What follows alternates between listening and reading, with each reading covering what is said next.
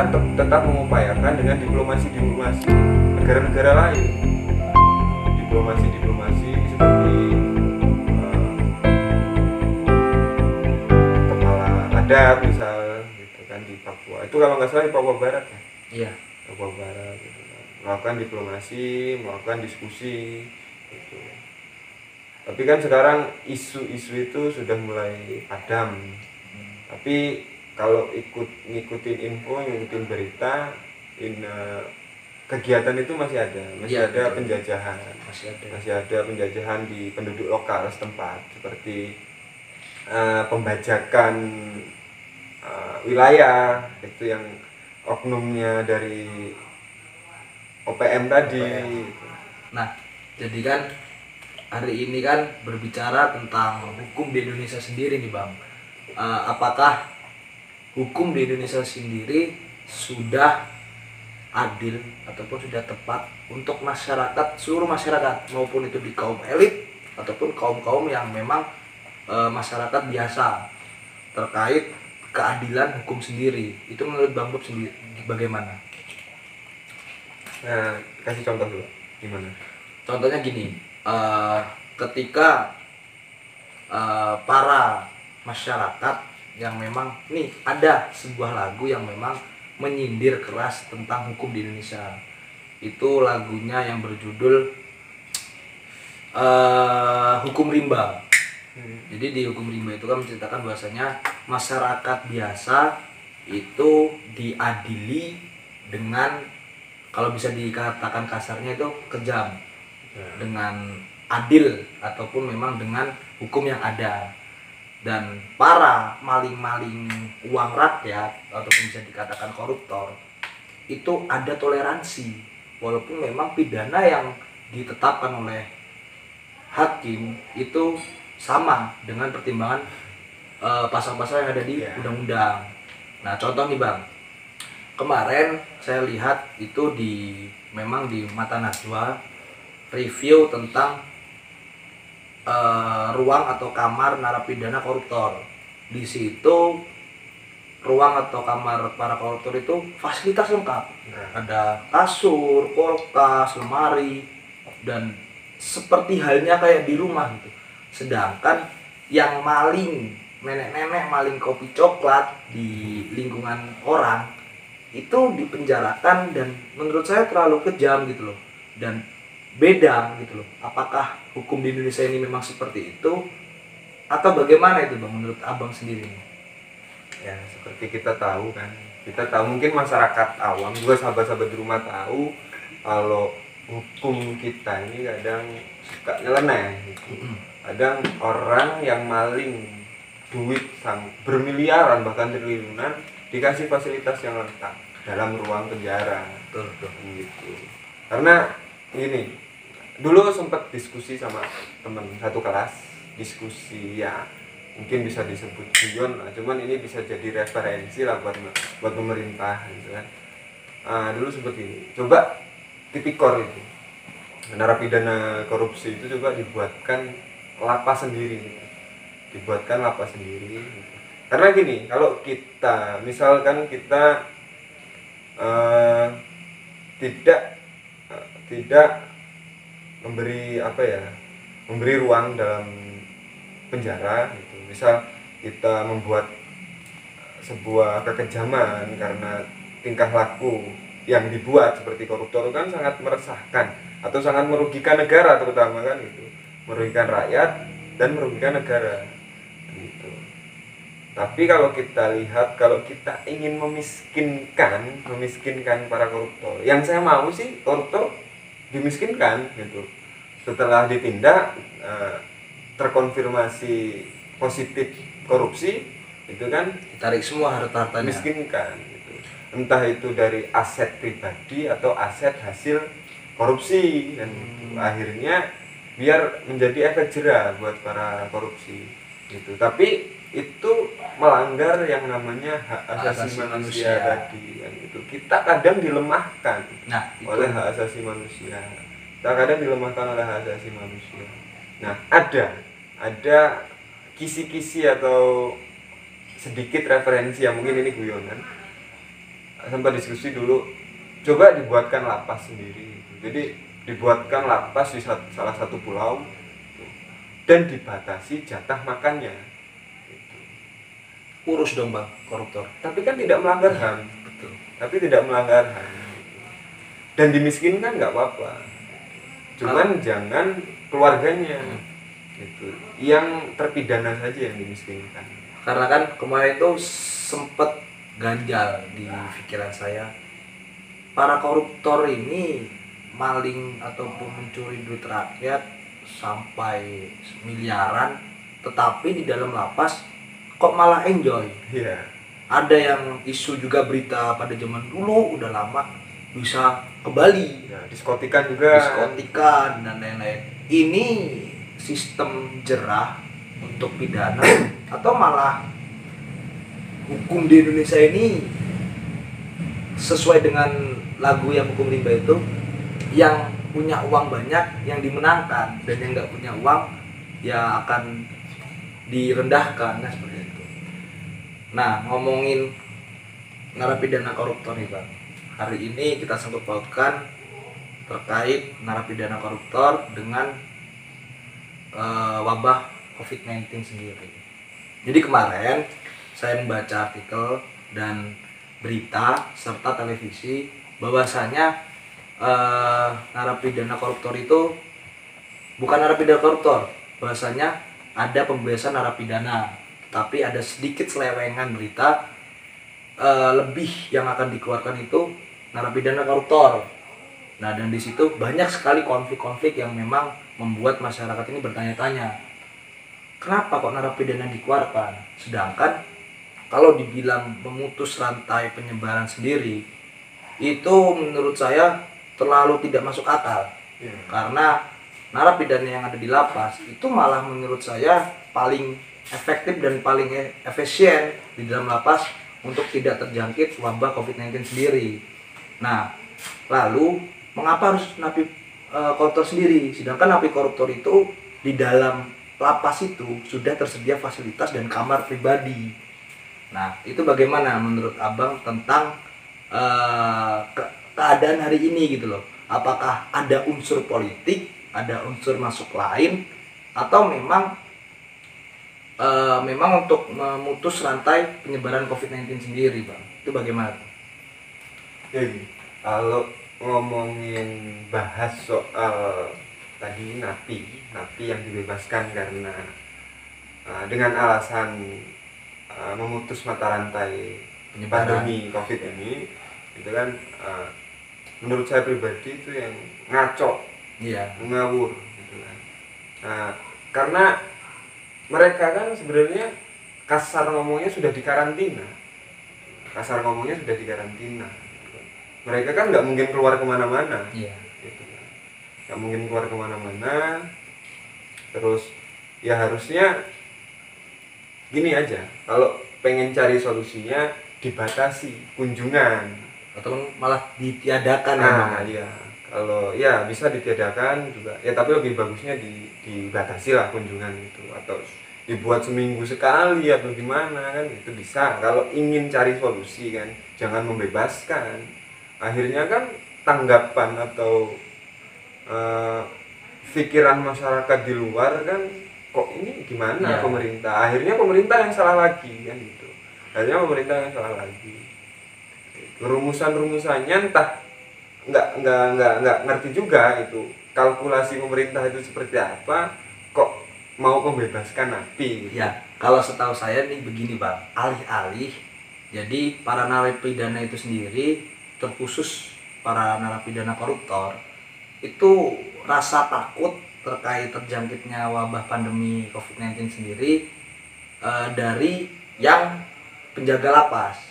Jadi para sipir itu yang ditakutkan karena para sipir itu dari luar, mungkin kita tidak tahu bahwasanya ada terjangkit salah satu atau bagaimana, lalu memegang narapidana itu dan adanya penyebaran rantai pandemi COVID-19 sendiri. Nah, sedangkan himbauan dari pemerintah kan sudah ada yang cuci tangan dan lain-lain.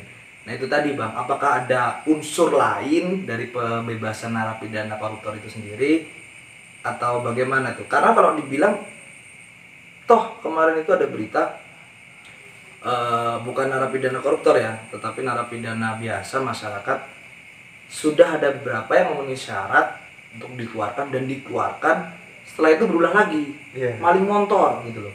Jadi harusnya ada evaluasi lagi dari peraturan itu. Nah, yang membuat peraturan itu sendiri itu ada apa gitu loh? Apakah memang itu strategi para elit untuk membebaskan para napi koruptor atau memang ada alih-alih yang lain, Bang? Itu gimana itu?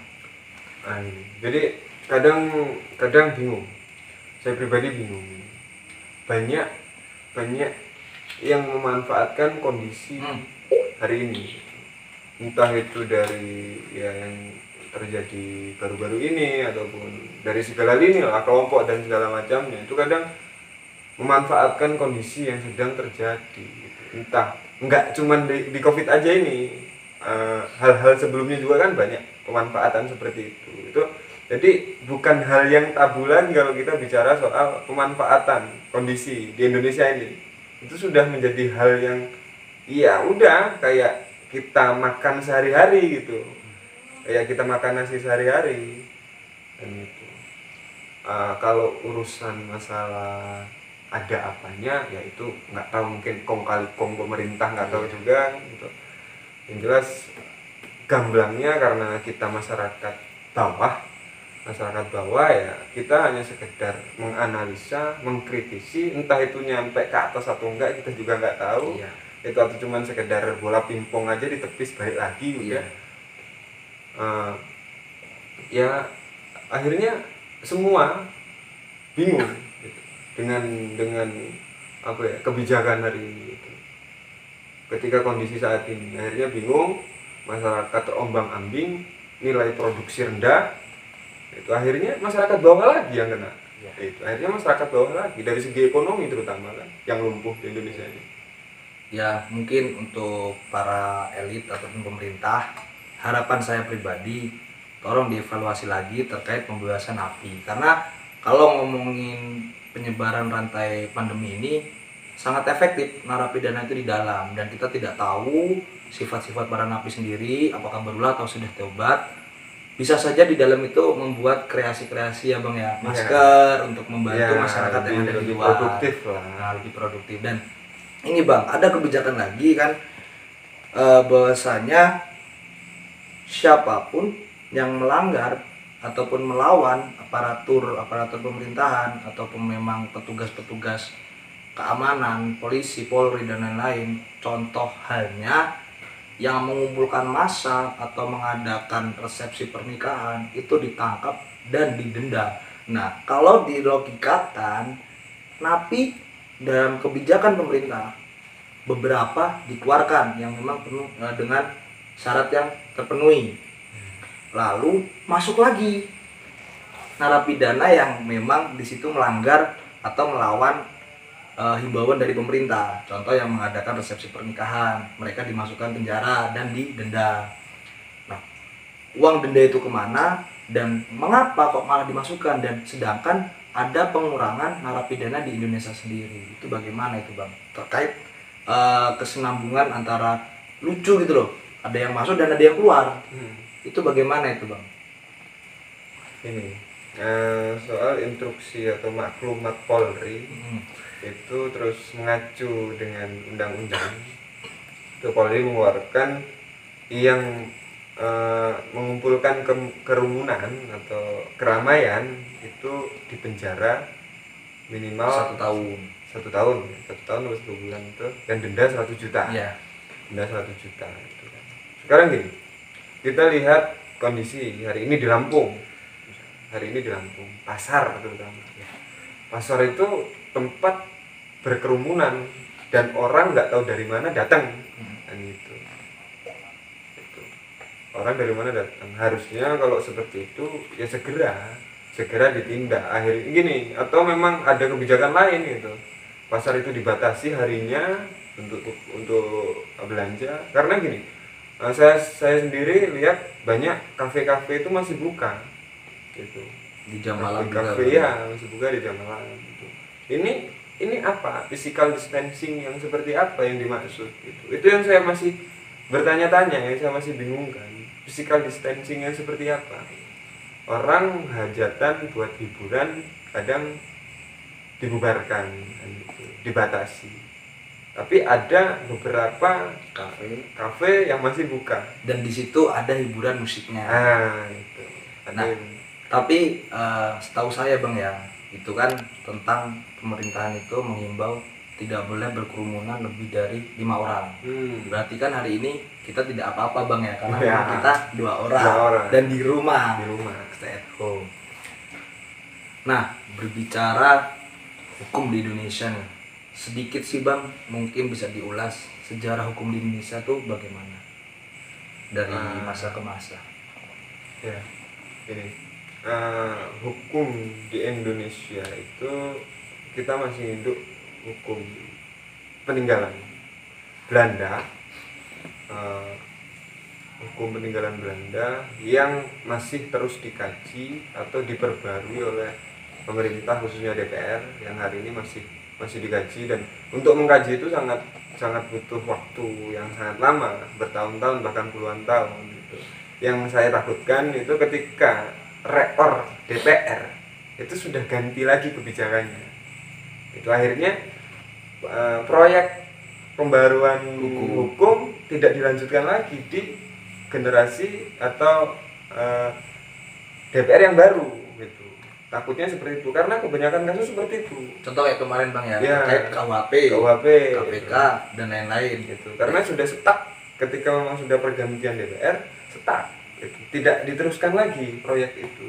Nah, begini Bang, ada yang memang menarik sekali terkait tadi kan pergantian DPR, lalu ada stagnan terkait evaluasi hukum sendiri.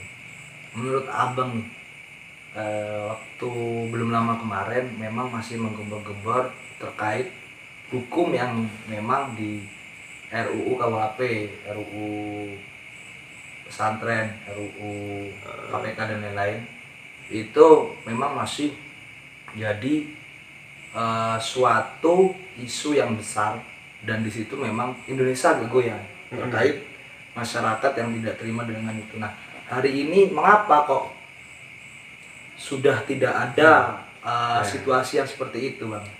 Ya, ini salah satu budaya di Indonesia yang mungkin perlu dipertahankan ya. Itu unik, menurut saya unik, karena banyak sekali oknum atau kelompok-kelompok, entah itu elit, entah itu dari kelompok manapun, itu banyak yang menggunakan kondisi seperti ini. Karena pengalihan isu di Indonesia ini sangatlah besar, sangatlah masif gitu. Sangat luar biasa. Ketika memang ada berita terviral hari ini, semua media memberitakan itu.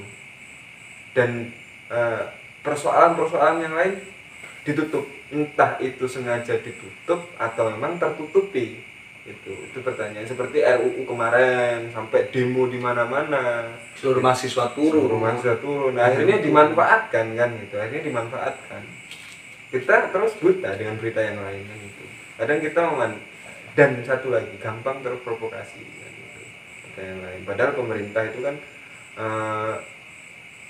kemarin kan sudah mengklarifikasi bahwasanya ada RUU yang memang ada batasan-batasan tersendiri. Cuman kan kadang mahasiswa sekarang terutama ini mengkajinya kurang matang. Kalau enggak kurang matang, kegosongan gitu. Kegosongan, akhirnya ya terprovokasi. Mahasiswa yang enggak punya idealisme, mahasiswa yang enggak punya progres, mahasiswa yang cuman sekedar katanya mahasiswa, akhirnya terkontaminasi, akhirnya terprovokasi. Dan ya cuman sekedar sekarang gini, mahasiswa ngomongin masalah kondisi di Indonesia hari ini, yang nggak tahu, menurut saya mungkin banyak yang nggak tahu kondisi hari ini. 80% tidak peduli terkait kondisi Indonesia. Makanya perlulah kita mungkin ya kita selaku mahasiswa perlu mensosialisasikan itu kan pentingnya ideologi kita. Terus jangan sampai ada yang namanya pengalihan isu selanjutnya gitu. Karena kita lihat kondisi negara kita yang sudah itu seperti itu dan polanya sama. Aku juga sekarang ini soal COVID ini agak curiga juga, ada permainan apa dunia ini kok ya dibatasi waktu. Misal nanti ada yang bilang setelah akhir bulan 5 COVID mereda, seolah-olah kan dibatasi waktu. Ada yang bilang juga April ini terakhir COVID. Iya, itu kan seolah-olah kok dibatasi waktu. Kok sudah tahu? Iya, sudah terprediksi virus ini. Padahal katanya virus ini menyebar luas sangatlah cepat penyebarannya itu. Tapi sudah diprediksi selesai di akhir bulan 5. Itu kan itu berarti setelah hari raya atau pas hari raya. Itu ada apa? Atau memang ada bisnis ekonomi global? Iya. Ya tahu kita. Atau ada kaitannya dengan negara-negara adidaya? Itu. Karena kita kan data-data yang kita dapat dari info-info yang kita dapat dari media apapun, entah itu dari media yang dari pemerintah sendiri itu, kita kan tidak tahu yang sebenarnya itu. Kita cuma baca aja, kita dikasih info kita baca dan sedangkan info itu bisa dimanage oleh pemerintah sendiri penyebarannya. Iya. Nah, apa nih Bang pesan-pesan untuk pemerintahan terkait hukum yang ada di Indonesia sendiri Bang?